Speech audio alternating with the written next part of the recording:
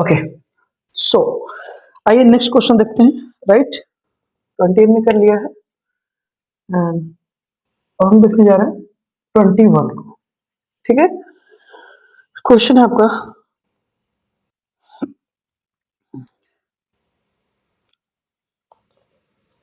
Rocky suggested to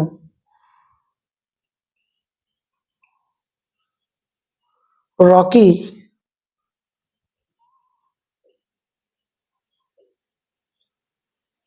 suggested to his brothers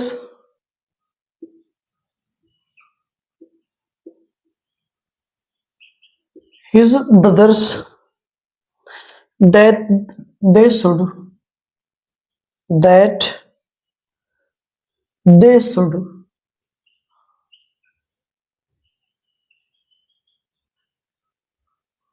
that they should go to the school go to the school regularly, hmm, and do their homework and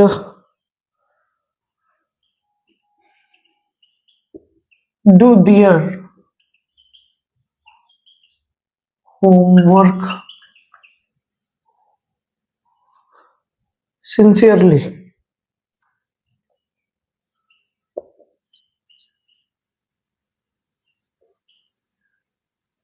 Okay,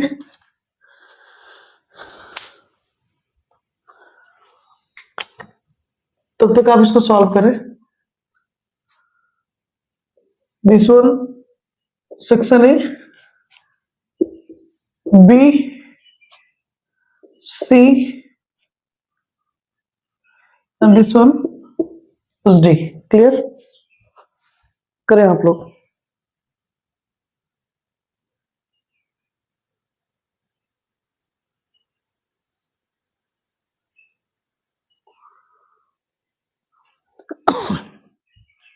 sorry, जब तक मैं दूसरा question लिख रहा हूं आप इसको solve करें। ठीक, the next question is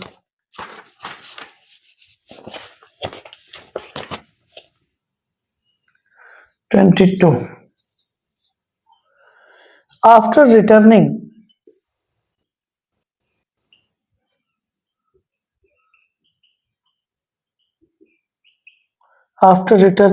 from the jail,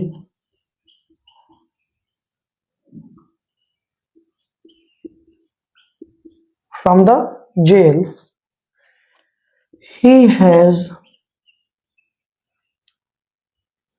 abandoned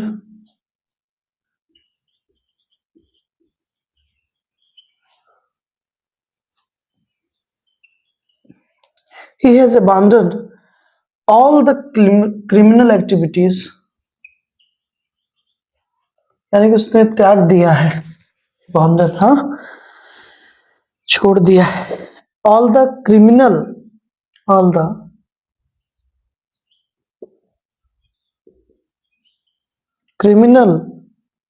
activities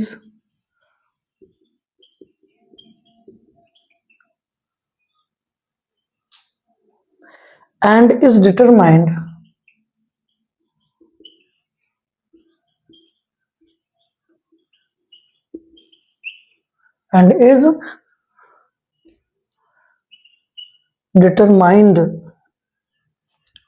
to lead a simple life, to lead a simple life. Okay, this is your sentence. A, B, C and this one is D. Clear, बताइए।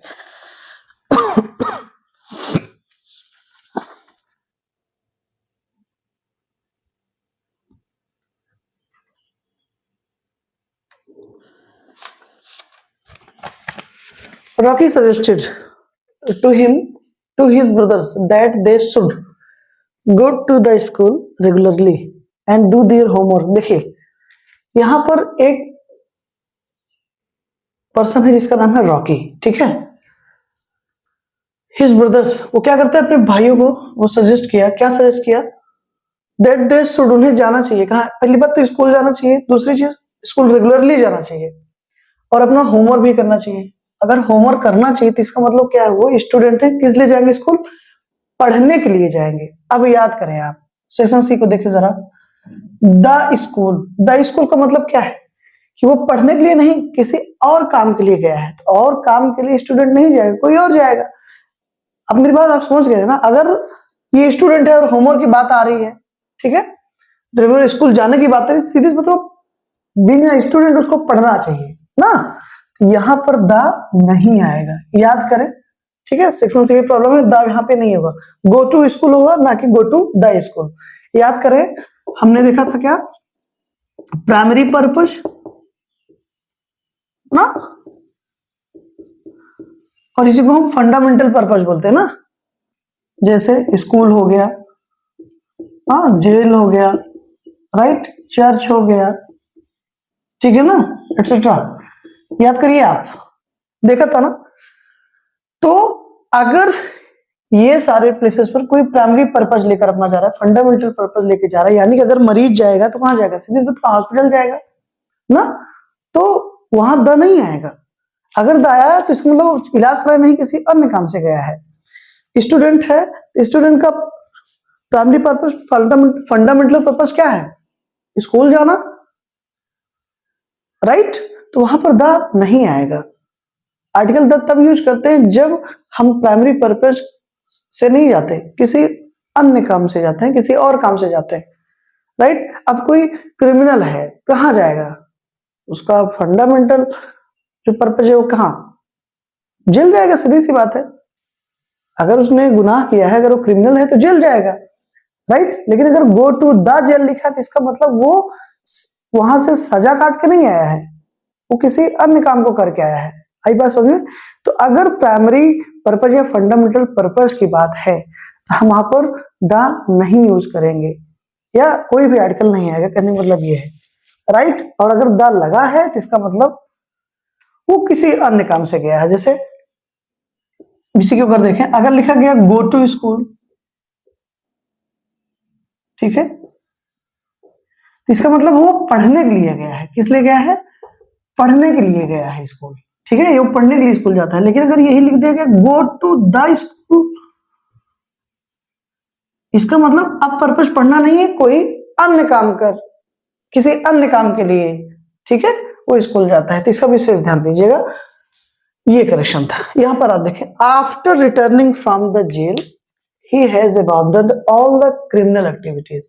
Jail से लौटने के बाद या छोड़ने के बाद, ठीक है, सजा वजा काटने के बाद उसने सारी क्रिमिनल एक्टिविटीज को त्याग दिया है, छोड़ दिया है। एंड इट इज डिटरमाइंड, और ये निर्धारित किया, क्या ये करता है, to lead a simple life, की साधारण जिंदगी जिएगा, ठीक है। भाई कोई कांड किए होंगे, पाए होंगे, ढंग से समझ में आ गया होगा कि कहाँ ज्यादा अच्छा है, कहाँ ज्यादा अच्छी लाइफ है, तो इसीलिए सेंटेंस लिखा गया होगा। अब आप देखें, अगर वो कह रहा है कि all the criminal activities abandon कर देगा, छोड़ देगा, ठीक है, ये उसने त्याग दिया है, छोड़ दिया है, इसका मतलब वो क्या था, ये जो ही है वो क्या है, ये क्रिमिनल है, तो कहां जाएगा, जेल जाएगा। लेकिन अब ध्यान दीजिए क्या लिखा गया, उसका फंडामेंटल पर्पस था जेल जाना ना, फंडामेंटल पर्पस, अब कांड किया है तो जाएगा। लेकिन सेक्शन बी को देखें आप, जेल के पहले क्या लगा दिया है, द लगा दिया है, जो कि नहीं होगा, फ्रॉम जेल होगा ना कि फ्रॉम द जेल होगा, ठीक है। वही चीज, अगर फ्रॉम जेल लिखा है इसका मतलब सजा काट के लौटा है, लेकिन अगर फ्रॉम द जेल लिखा गया इसका यानी कि वो एक क्रिमिनल के नाते जेल नहीं गया था, किसी और काम के लिए गया, यानी कोई और काम करके वो लौटा है, जबकि ऐसा है नहीं, और वो काम करने नहीं गया है, क्रिमिनल एक्टिविटी छोड़ने की बात उसने किया है, इसका मतलब वो क्रिमिनल था, तो वो जेल ही जाएगा, किसी अन्य काम के लिए नहीं गया है, वो सजा काटने के लिए गया था जेल, उसको सजा हुई थी, तो फ्रॉम जेल सजा काट कर कोई वापस लौटा, ठीक है, रिटर्निंग लिखा गया ना। और फ्रॉम द जेल कोई अन्य काम करके वो जेल से लौटा, राइट। तो आई होप आप समझ रहे होंगे, this is also the part of fundamental purpose और प्राइमरी पर्पज। उम्मीद है आपको समझ में आया होगा।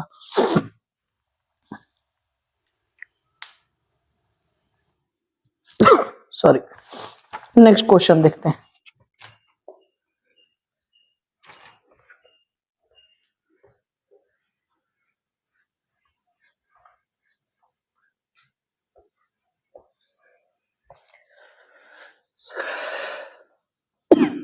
सॉरी, आइए देखते हैं।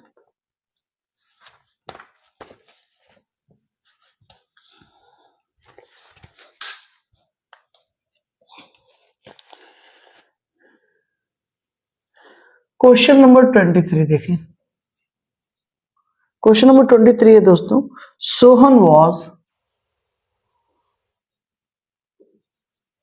N atheist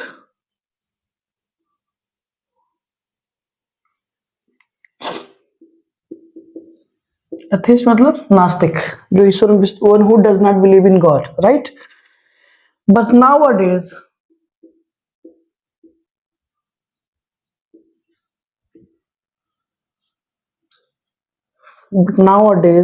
he goes to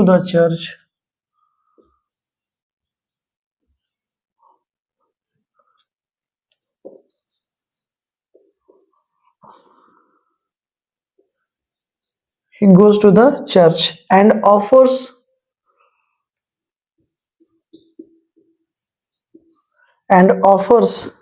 prayers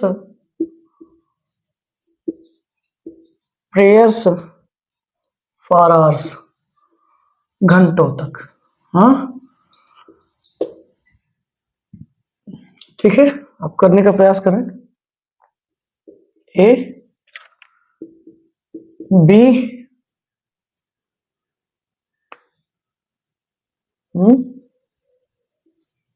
C and D. Next question number 24, right. तो कब इसको करिए।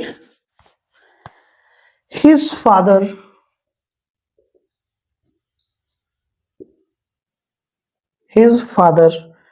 forbade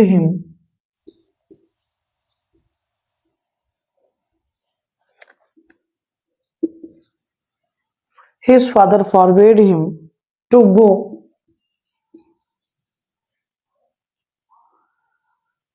to cinema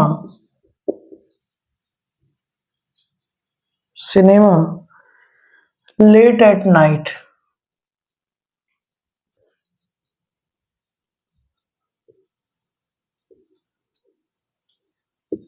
ठीक है, A B C, this one is D. ठीक है, आप करें, तब तक मैं मार्कर फिल कर देता हूं। सॉरी,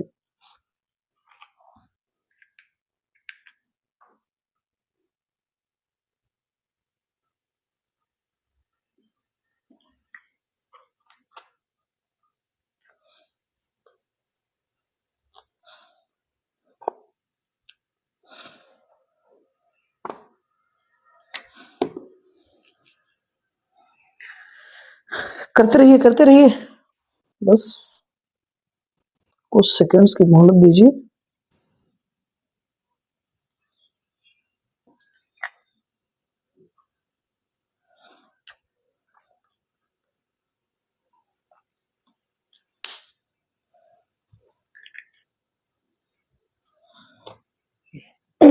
देखिए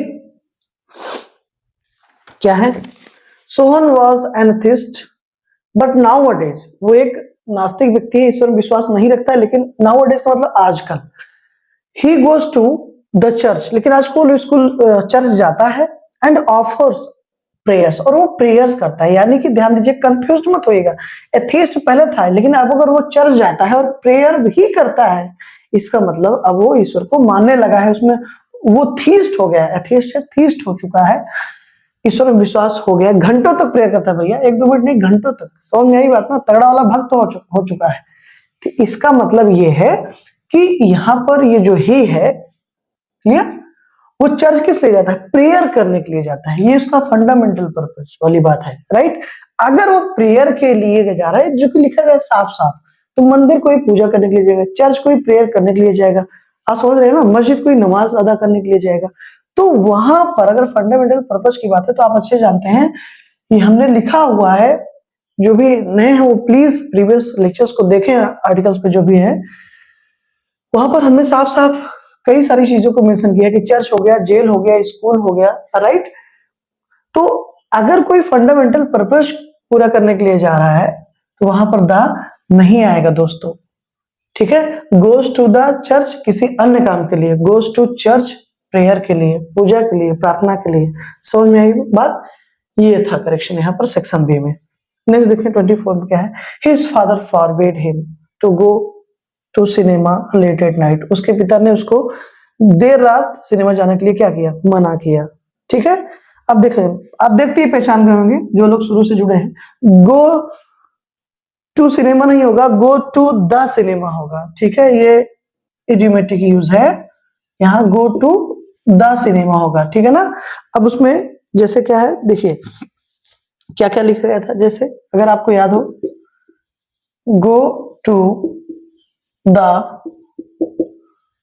सिनेमा, ठीक है, ओपेरा, राइट, ओपेरा जो ड्रामेटिस्ट वाली बात है, theatre, right, theatre, circus station, circus station, right. These are idiomatic use, clear. इसमें कोई कंफ्यूजन होना ही नहीं चाहिए आपको, देखते ही आपको समझ जाना चाहिए था कि गो टू द सिनेमा होगा, गो टू सिनेमा नहीं होगा, गो टू द ओपेरा होगा, ना कि go to opera, go to the theatre ना कि go to theatre, go to the circus, go to the station, clear. This is your correction, section C में problem थी। आइए नेक्स्ट क्वेश्चन देखते हैं।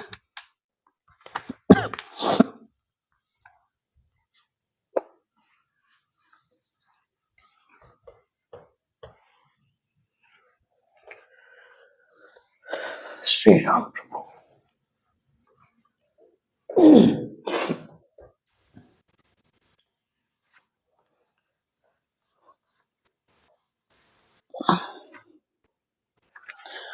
Let us see question number 25। आइए देखते हैं क्या है 25 में। He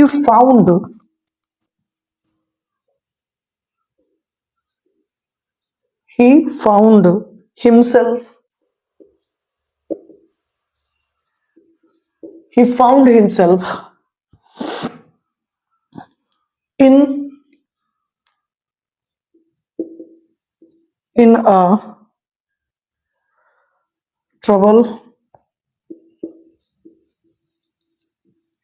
a trouble when he saw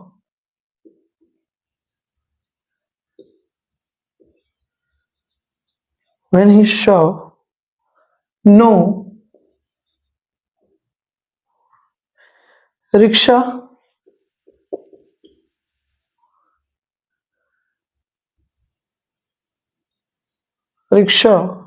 outside the station, outside the station, clear. इसको आप करें, तब तक मैं नेक्स्ट क्वेश्चन लिख दूं। Question number 26।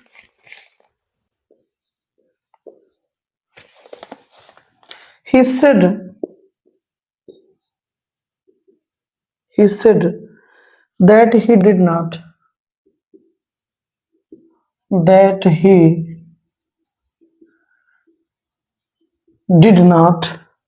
feel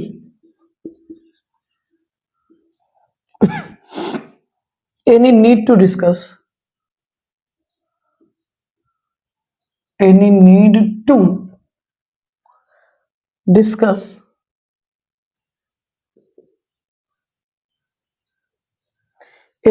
discuss the episode in the detail. The episode in the detail, right? यहां पे देखें, section A, B, C and this one is D. A, B, C, this one is D. करिए।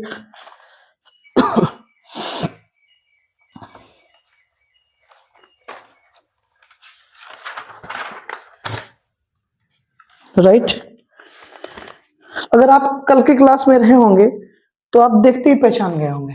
समझ में आई बात ना? He found himself in a trouble when he saw no rickshaw outside the station. वो समस्या में आ गया जब उसने देखा कि बाहर कोई रिक्शा नहीं है, जब उसने पाया कि कोई रिक्शा बाहर नहीं है। तो आप सेक्शन बी को जरा देखें, इन अ ट्रबल नहीं होता है, इन ट्रबल होता है, तो ए यहां से हट जाएगा। रीजन क्या है? ये इडियोमेटिक यूज है, ठीक है। इस पर बेस्ड एक दो क्वेश्चन तो हमने कल ही देख लिए थे। अगर कल की क्लास में आप देखे होंगे तो आप तुरंत समझ गए होंगे क्या समस्या है, राइट? जैसे फिर से लिख देता हूं, इन डेंजर, जितना लिखेंगे उतना क्लियरिटी आएगी दिमाग में, right? In danger, in trouble, okay, in trouble, in demand, right? In confusion,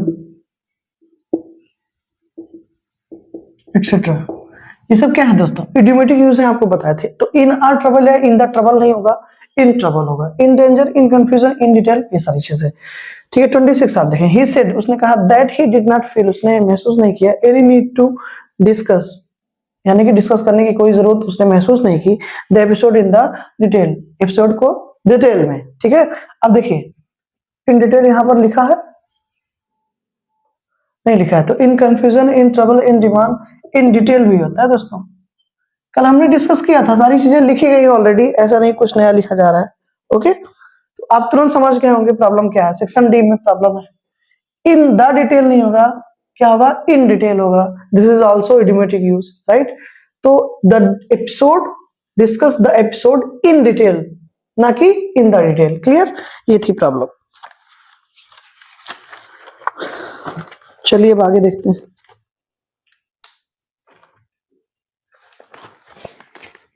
okay,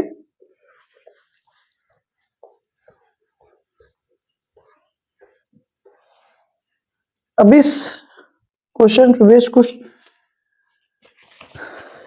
next idiomatic words लिखे वो भी आप देख लें। जैसे यहां तक हो गया ना, इन डिमांड, इन डिटेल, ठीक है, लिख देते हैं, right? In detail, in difficulty, जो नए हैं उनके लिए, right? In difficulty, sorry,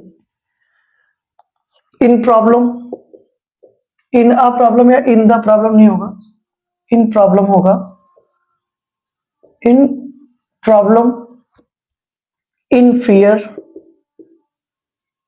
in fear, in hope, in hope, in sense,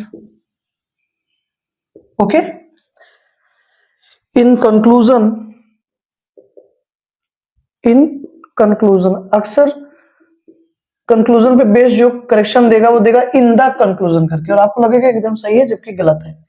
तो इन कंक्लूजन होता है, ना कि इन द कंक्लूजन, ठीक है। दीज आर इडियोमेटिक यूजेस, ठीक है, ये सब इडियोमेटिक यूज है, इनको आपको ध्यान देना पड़ेगा। इसको आपको लिख लीजिए, बढ़िया से नोट्स बना लीजिए, कोई कंफ्यूजन नहीं होगी जिंदगी में, राइट? आइए,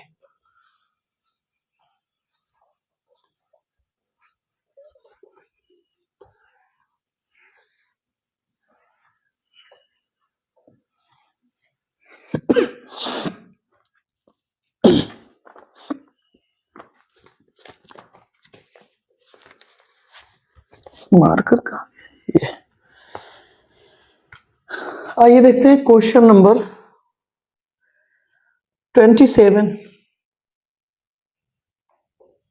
ठीक, देखिए क्या लिखा है। All the staffs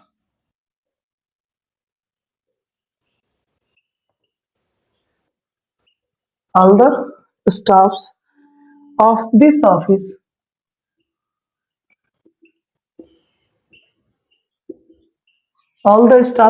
office hold the view of this office hold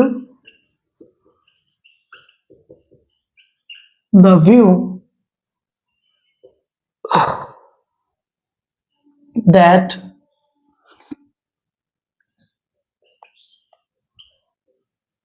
Mr. Sharma is a very wise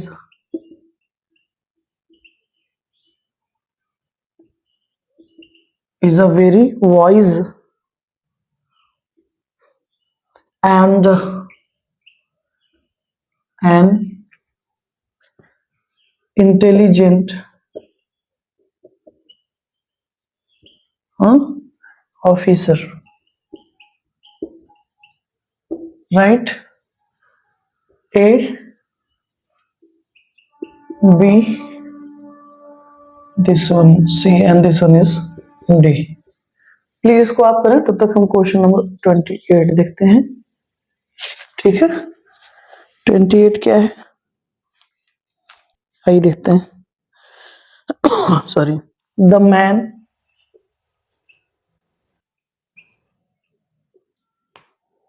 is the only creature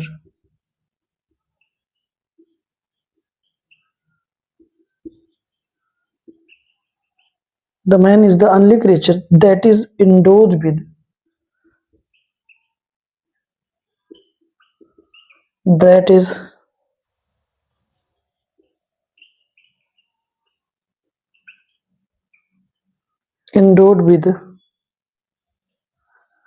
the power of speech,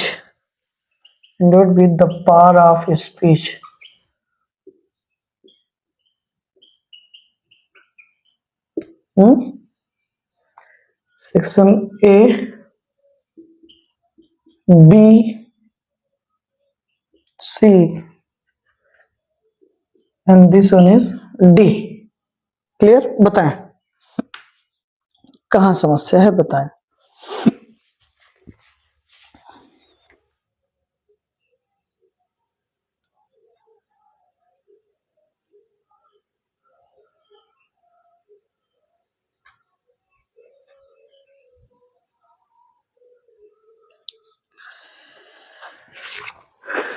देखिए क्या लिखा गया, all the staffs of this office hold the view that mister Sharma, बात किसकी हो रही है, mister Sharma की बात हो रही है, इज अ वेरी वाइज, बहुत ही बुद्धिमान, एंड इंटेलिजेंट ऑफिसर है।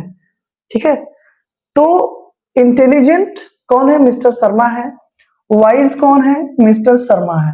ठीक है, तो हमेशा याद रखिएगा आप, जब एक ही पर्सन के लिए दो एडजेक्टिव आएंगे, फिर से सुन लीजिएगा, आई रिपीट, जब एक ही पर्सन के लिए दो एडजेक्टिव आ जाए ना, एक ही पर्सन के लिए, व्यक्ति के लिए, वस्तु के लिए, किसी के लिए भी, पर्सन हो थिंग हो, अगर एक ही पर्सन के लिए या थिंग के लिए दो एडजेक्टिव आए, तो पहले वाले एडजेक्टिव के पहले, यानी कि एक एडजेक्टिव है वाइज, दूसरा एडजेक्टिव है इंटेलिजेंट, तो पहला वाला एडजेक्टिव क्या है, वाइज है, तो पहले वाले एडजेक्टिव पहले आर्टिकल लगेगा, लेकिन दूसरे एडजेक्टिव के पहले कोई आर्टिकल नहीं लगेगा, तो इसलिए दोस्तों एन यहां से क्या हो जाएगा, रिमूव हो जाएगा, ये इसका नियम है।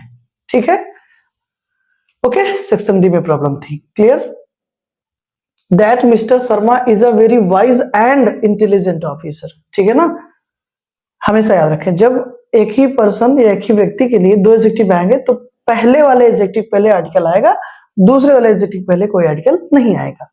क्लियर? दूसरा देखिए next, the man is the only creature, सिर्फ मनुष्य ही ऐसा प्राणी है, that is endowed with the power of speech, जिसको बोलने की, सोचने की, समझने की क्या है, क्षमता है जिसमें। ठीक है, तो किसी एक व्यक्ति की बात नहीं हो रही है, पूरी संपूर्ण मानव जाति की बात हो रही है, यानी कि मैन को यूनिवर्सली कंसीडर किया जा रहा है। तो ऐसे सिचुएशन में द नहीं आएगा मैन के पहले, ठीक है। हमेशा याद रखिए, जब मैन का यूज, मैन जो वर्ड है इसका यूज पूरी संपूर्ण जाति के लिए हो रहा है, तब उसके पहले द नहीं आएगा, कोई आर्टिकल नहीं आएगा। For example man is मॉर्टल, right, man is मॉर्टल। तो मैन इज मॉर्टल क्या है? आदमी नश्वर है, यानी कि हर कोई मरता है, ठीक है। तो ये किसी एक व्यक्ति के लिए नहीं कहा जा रहा है, पूरी संपूर्ण मानव जाति के लिए कहा जा रहा है, सभी के लिए ये बात लागू होगी। तो ऐसे सिचुएशन में मैन के पहले कोई आर्टिकल नहीं आएगा। क्लियर? अब इसको थोड़ा सा और एलाबोरेट करके देखते हैं कि कहां पे आर्टिकल आएगा, कब आएगा, कब नहीं आएगा, ठीक है। क्लियर? आई होप कि ये समझ में आएगा। इसी को और एलाबोरेट करते हैं, आइए देखते हैं।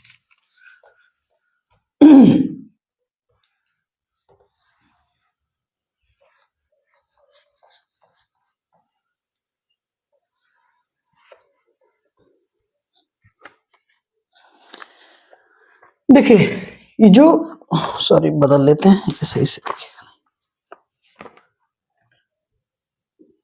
मैन की बात करेंगे, ठीक है। मैन वर्ड की बात करने जा रहे हैं। तो पहला चीज हमको ये समझना है कि अगर मैन का जो यूज है वो संपूर्ण मानव जाति के लिए हुआ है, यानी कि यूनिवर्सली इसका यूज हुआ है, संपूर्ण मानव जाति के लिए हुआ है, तो ये कोई भी आर्टिकल नहीं लेगा इस सिचुएशन में, ठीक है। तो ये आर्टिकल नहीं लेगा, कंफर्म। दूसरा क्या है, ठीक है, सारी चीजें एकदम डिटेल में समझते हैं, ठीक है। इस पर बेस्ड एग्जांपल भी कुछ है, उसको देख लीजिए। एग्जांपल जैसे अभी जो एग्जांपल मैंने आपको दिया था, मैन इज मॉर्टल, राइट, ठीक है। Next, man is a social animal, किसने कहा था बताइए? Man is a social animal किसने कहा था? मनुष्य एक सामाजिक प्राणी है, अरिस्टोटल, अरस्तु ने भैया, ग्रेट ग्रीक फिलोसोफर। हाँ, man is a social animal, ठीक है। तो सबसे बड़े ग्रेट ग्रीक फिलोसोफर नाम किसका है? सोक्रेटिस, सुकरात। उनके शिष्य प्लेटो, प्लेटो के शिष्य अरिस्टोटल यानी कि अरस्तु, और अरस्तु के शिष्य कौन? Alexander the great, Sikandar. Clear? तो उन्हीं ने कहा था, अरस्तु ने ही, कि man is a social animal, मनुष्य एक सामाजिक प्राणी है। देखो एक एग्जांपल और लिखा, man is the crown of creation. हाँ, man is the crown of creation, creation यानी कि सृजन। हाँ, ठीक है। अब आप देखिए इन सारे एग्जांपल्स में ये जो मैन वर्ड आया है किसी एक व्यक्ति के लिए नहीं आया दोस्तों, बल्कि संपूर्ण मानव जाति के लिए आया है, ठीक है। ये किसी एक व्यक्ति के लिए नहीं कहा जा रहा है, सभी के लिए कहा जा रहा है, ठीक है। तो यहां पर हम आ मैन या द मैन नहीं करेंगे, सिर्फ मैन ही यूज होगा। क्लियर? इसको अभी से ध्यान दीजिएगा। दूसरा क्या है? दूसरा ये है कि जब मैन को as a countable noun use करेंगे तो जिसको गिना जा सकता है, तो सीधी सी बात है आर्टिकल का इंडेफिनिट आर्टिकल आएगा, ए और एन आएगा, ठीक है। तो अगर हम मैन को as a countable noun use करें, ठीक है, तो ए या एन उसके पहले आएगा। फॉर एग्जाम्पल, क्या example? Sohan is a man of honour, बिल्कुल, ठीक है। Sohan is a man of honour, ईमानदार व्यक्ति है, हाँ, a man of honour,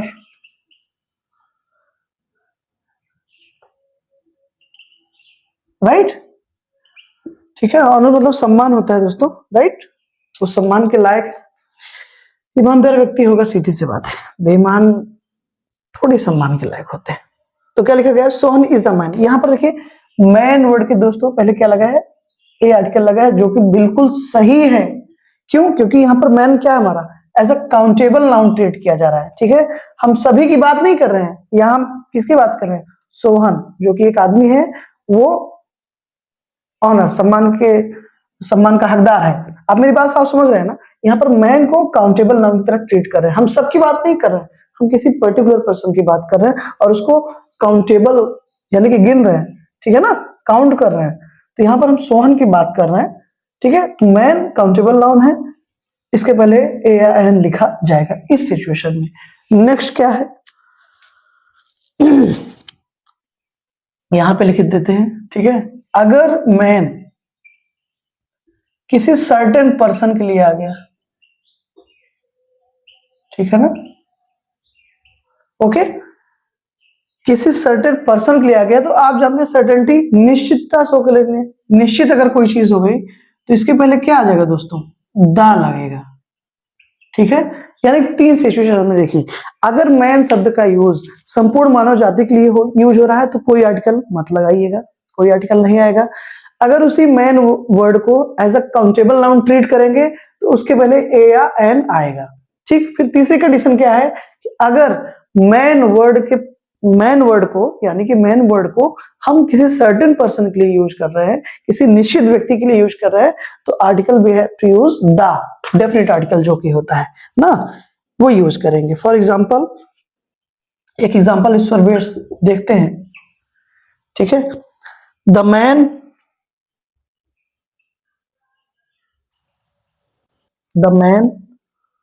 who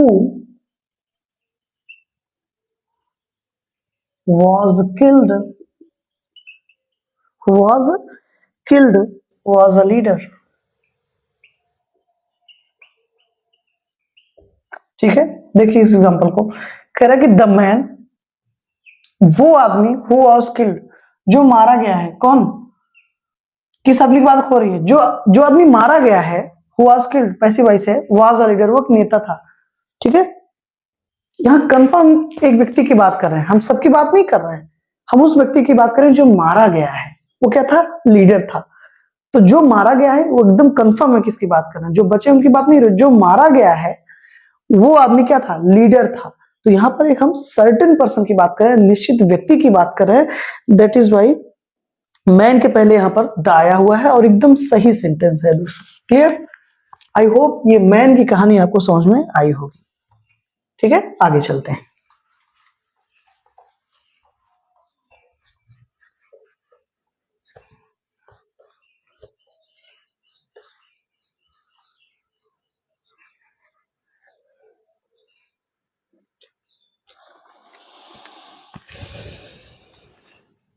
और अब देखते हैं क्वेश्चन नंबर 29। आइए क्वेश्चन नंबर 29 को देखते हैं क्या है। This is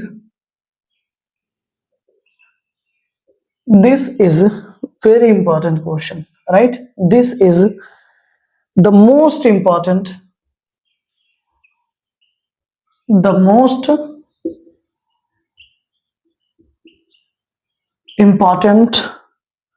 question the most important question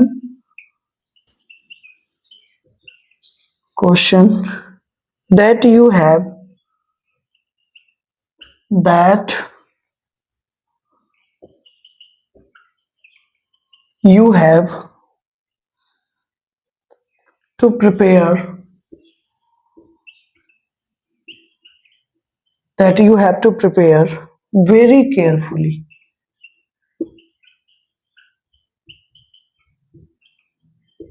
right?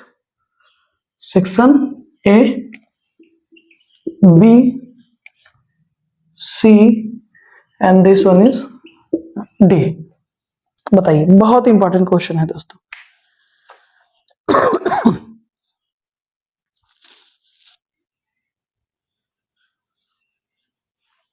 ठीक है, इसीलिए इसको सोच रहे एक्सप्लेन करने के बाद फिर आगे मूव करेंगे। इसमें बहुत सारी चीजें जो हमको समझनी है, ठीक है। जल्दी से बताएं।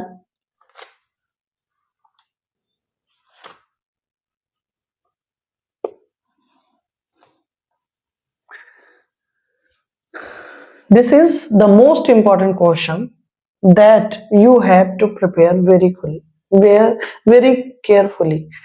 This is the most important question ये बहुत इंपॉर्टेंट क्वेश्चन है, that you have to prepare very carefully, जो आपको बहुत सावधानी पूर्वक तैयार करना है, प्रिपेयर करना है।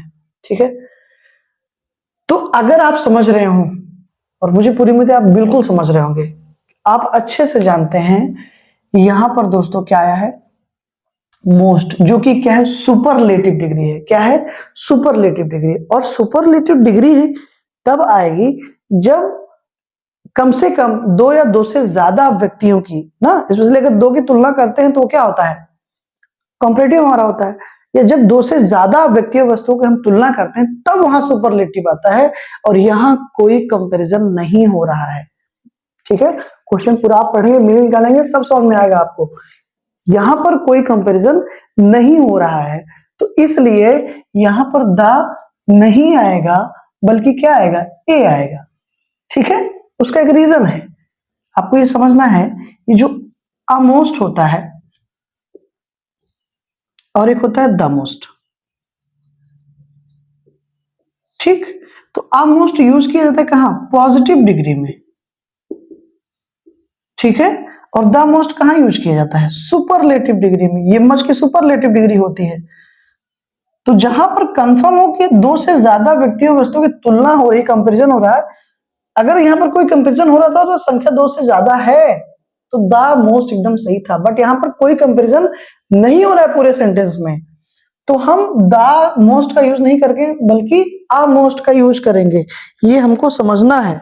ठीक है, और आ मोस्ट का यूज जब पॉजिटिव में होता है, इसका जो सेंस आएगा दोस्तों वो वेरी आएगा। क्या आएगा, अ वेरी।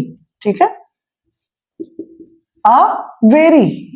ठीक है, अब आप समझ रहे होंगे, this is a most important, ये बहुत ज्यादा, वेरी मतलब बहुत, ये बहुत ये एक बहुत इंपॉर्टेंट क्वेश्चन है, जरूरी क्वेश्चन है, that you have to prepare very carefully, जिसे आपको बहुत ध्यान सावधानी पूर्वक प्रिपेयर करना है। तो हमेशा याद रखें, अ मोस्ट का यूज पॉजिटिव डिग्री में करते हैं, जिसका मतलब क्या होता है, अ वेरी, यानी कि बहुत। द मोस्ट सुपरलेटिव डिग्री में यूज करते हैं। अब इस पर बेस्ड एग्जांपल्स हम देख लेते हैं। ठीक है, सॉरी,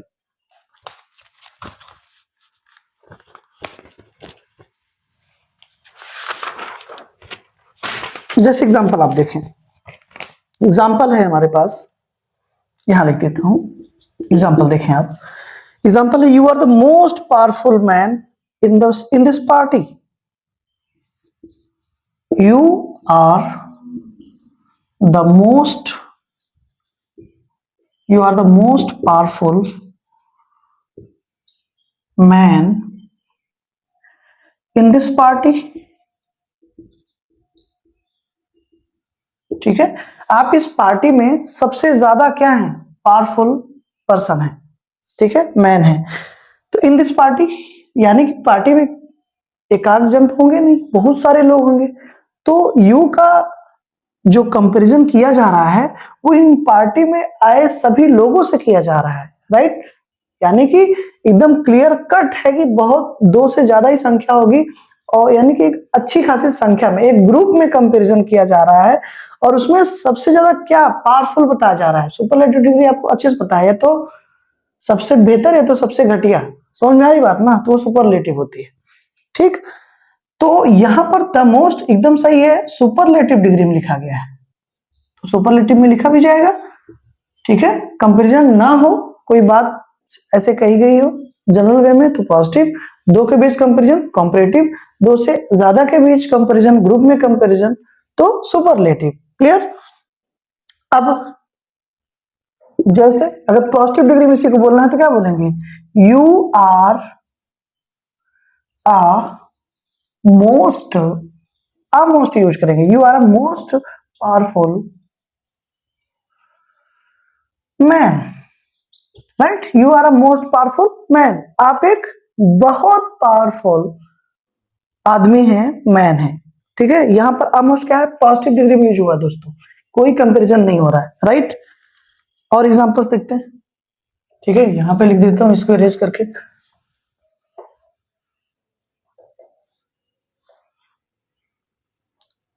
सॉरी। ठीक है,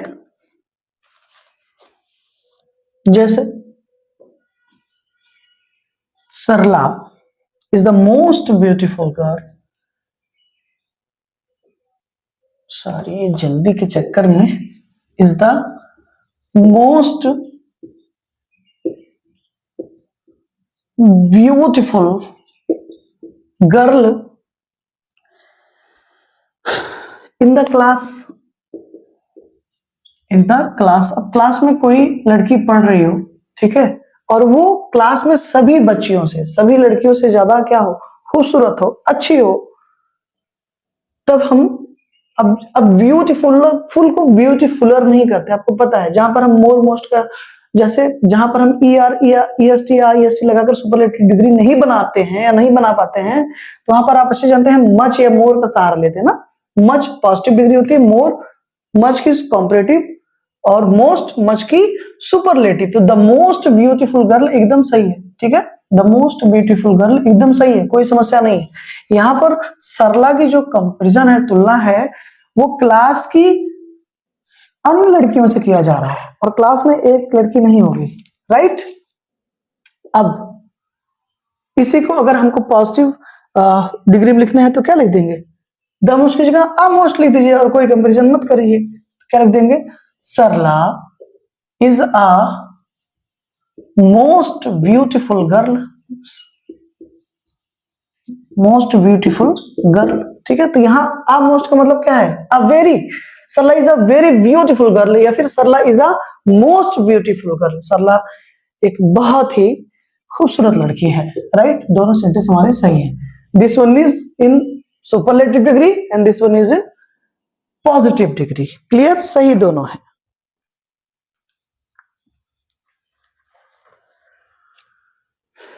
आइए question number 30.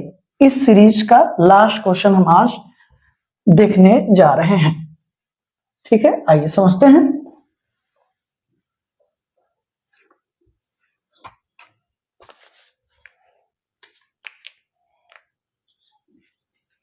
Question number 30. It is a pity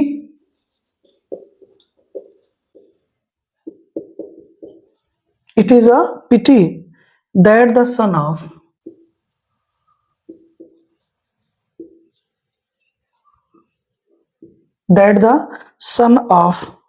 millionaire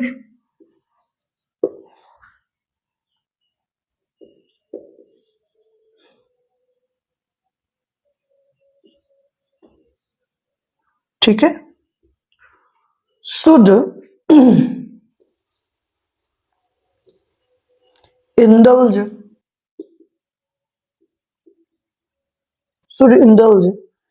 in stealing, चुराने में. Okay, A, B, C and this one is D. बताइए क्या समस्या है. इट इज अ पिटी ना, ये बहुत ही शर्मनाक बात है, या बहुत सोचने वाली बात है कि that the son of Millionaire should indulge in stealing. वो बुराई में शामिल है, चोरी में शामिल है, राइट. अब देखें आप, द सन ऑफ, देखते ही आप दोस्तों पहचान गए होंगे, अगर आप क्लास में थे तो आप अच्छे जानते हैं कि the son of a millionaire होगा, राइट. यहाँ पर हम आ यूज करेंगे. रीजन क्या होता है कि मिलेनियर हमारा एक काउंटेबल नाउन है, राइट. क्या है, काउंटेबल नाउन है, और काउंटेबल अगर नाउन है तो उसके पहले ए या एन आएगा, ठीक है. क्योंकि आप अच्छे से जानते हैं कि मिलेनियर एक काउंटेबल नाउन है, तो आ मिलेनियर कहेंगे, 2 मिलेनियर्स कहते हैं, 3 मिलेनियर्स, 4, 5 मिलेनियर्स, राइट. तो अगर 2, 3 मिलेनियर्स हम कहते हैं तो इसका मतलब उसको हम काउंट कर सकते हैं. अगर कोई चीज 3 है तो 1 भी होगी, 1 है तो 10 भी होगी, सीधी सी बात है. वाटर जब आप बोलते हैं या वाटर आप देखते हैं तो उसको काउंट करने का मन नहीं करता है, या उसको हम काउंट, हकीकत ये है कि अगर काउंटेबल अनकाउंटेबल की अगर कहानी आप देखें तो जिस नाउन को हम काउंट करना शुरू ही नहीं कर सकते, यानी कि वो 1 भी नहीं हो सकती, तो अगर 1 नहीं होगी तो 10 भी नहीं होगी, सीधी सी बात है. पानी 1 नहीं होता है, इसलिए पानी 10 भी नहीं होता है, इसलिए वो अनकाउंटेबल है, राइट. तो जिसको हम गिनना शुरू ही नहीं कर सकते, वो अनकाउंटेबल, और इसको गिनना शुरू कर सकते हैं। अगर कोई चीज 1 है 2 है तो 50 भी होगी, सीधी सी बात है, राइट। तो उसको हम काउंट कर सकते हैं। तो आ मिलीनियर होगा क्योंकि 2 3 4 5 6 मिलीनियर्स लिखते हैं हम, राइट। काउंटेबल नाउन होता है, इसका विशेष ध्यान दीजिएगा, ठीक है। क्वेश्चंस बनते हैं। अब इन 30 क्वेश्चंस के सीरीज में दोस्तों बहुत मेहनत लगी है, ठीक है। अच्छे क्वेश्चंस पिक करना, फिर उसके सॉल्यूशंस बनाना, ठीक है, और एक एग्जैक्ट सॉल्यूशन, ताकि कोई समस्या ना हो, राइट। बहुत समय लगता है और बहुत मेहनत लगती है, ठीक है, आप समझ रहे होंगे बखूबी। और इन 30 क्वेश्चंस को फ्रेम करते समय ये पूरा दिमाग में था कि आर्टिकल से संबंधित जितनी भी वैरायटीज हो सकती हैं, उन सभी वैरायटीज के क्वेश्चंस को हमने डिस्कस किया, ठीक है। अब आप सभी से निवेदन है कि जो भी चीजें हमने डिस्कस करी है उसको आप बखूबी पढ़ लें, नोट्स बना लें, और ये क्वेश्चंस को 1-2 बार अच्छे से कर लें। इसके बाद समस्या नहीं होगी, दिस इज माई प्रॉमिस। समझ में आ रही बात, ठीक है। अब आर्टिकल में हमने use of articles and omission of articles both we have discussed already, right. तो अब कोई नया टॉपिक स्टार्ट करेंगे। अगर स्पेशली आप लोग चाहते हैं कि कुछ कोई नया टॉपिक स्टार्ट, कोई एक भी कमेंट बच्चा कर देगा, कोई भी स्टूडेंट, कोई भी मेरा भाई, ठीक है, अब मेरे सीनियर भी हो सकते हैं आप, राइट। तो आप सब में से कोई भी एक भी कमेंट आ जाएगा कि इस टॉपिक पर आप लेक्चर प्रोवाइड कराएं, तो उस टॉपिक पे बनाएंगे। अदरवाइज फिर देखते हैं किस पर बात होगी, बट क्लासेस रेगुलर वे में आपको मिलती रहेंगी। Thank you so much for this class, have a great day, enjoy your life.